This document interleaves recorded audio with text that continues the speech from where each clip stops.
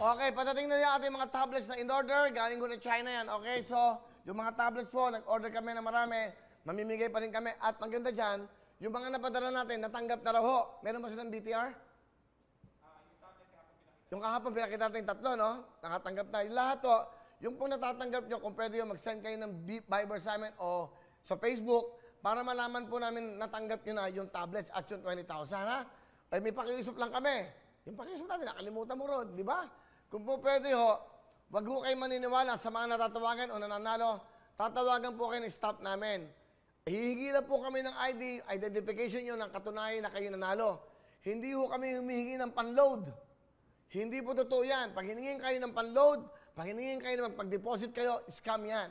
So, niloloko lang po kayo. So, wala. Kami ho magbibigay sa inyo ng 20,000, 10 o magkano man ang iaabot namin sa inyo na panalunan nyo at ng tablet.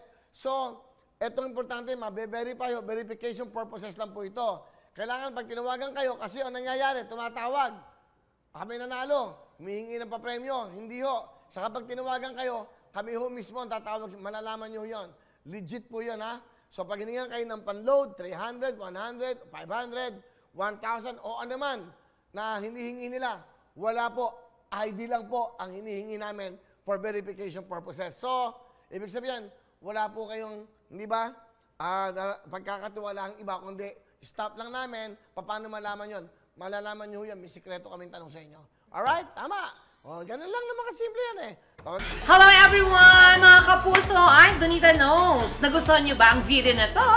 Marami pang hinanda para sa inyong lahat. Kaya mag-subscribe lang sa official YouTube channel ng Wowowin. Don't forget to hit the bell button para lagi kayong updated.